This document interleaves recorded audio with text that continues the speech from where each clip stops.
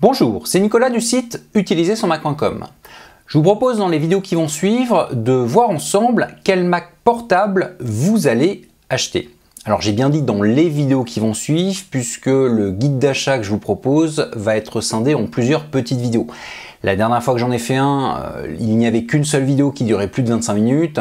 Ce que j'ai mis dedans était nécessaire, mais effectivement, ce n'était pas très pratique pour le regarder plusieurs fois ou tout simplement moi pour le mettre à jour en cas de nouveauté d'Apple. Donc ce que je vous propose cette fois-ci, c'est de m'occuper encore une fois des portables Apple. Vous aurez les liens évidemment dans la description pour aller sur telle ou telle vidéo. Alors justement, puisqu'on parle des portables Apple, quelles sont les gammes vendues actuellement par le constructeur des Mac? Bon, en gros, il y a trois gammes. Vous avez le MacBook, le MacBook Air et le MacBook Pro. Ces différentes gammes ont évidemment des besoins différents. Alors le MacBook Air, je vous le dis tout de suite, est une ancienne machine. Elle a bien été mise à jour par Apple il y a quelques mois, mais le design de ce MacBook Air date de 2010. Et même si évidemment je ne peux pas mettre ma main coupée, je prends quasiment le pari que ce MacBook Air va disparaître dans quelques années et il n'y restera donc plus que deux gammes, les MacBook et MacBook Pro. Ceci dit, si le MacBook Air disparaît dans quelques années, ce n'est pas pour ça que vous ne pouvez pas l'acheter à l'heure actuelle. Une fois que le Mac est acheté, de toute façon, il continue à servir de la même façon qu'une autre machine, il n'y a pas de problème. Mais donc, on a principalement les deux gammes les plus récentes, MacBook et MacBook Pro, et une gamme plus ancienne, même si elle a encore certains avantages, le MacBook Air.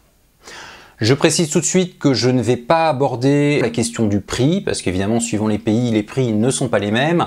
Je suis en France, les prix sont en euros et il y a des taxes qu'il n'y a pas dans d'autres pays de la zone euro. Si vous êtes au Québec, je sais que j'ai beaucoup de Québécois qui me suivent, les prix ne sont évidemment pas en euros. Donc les prix, vous les verrez vous-même, soit chez votre vendeur, soit sur le site d'Apple de votre pays.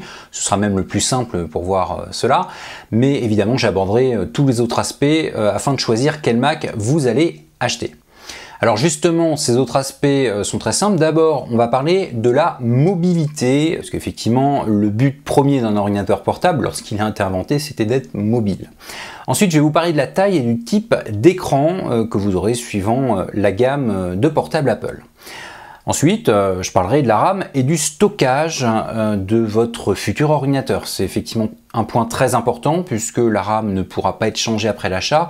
Et concernant le stockage, pour certains des Mac portables, vous ne pourrez pas le changer et d'autres, même si vous pouvez le changer, le prix étant assez élevé, vous ne le ferez pas. Donc c'est dès l'achat que vous devrez choisir la bonne capacité.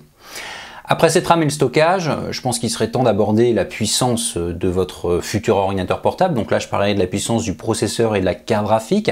Et je vous donnerai même un petit conseil très important si vous ne voulez pas jeter votre ordinateur au bout de quelques mois d'utilisation.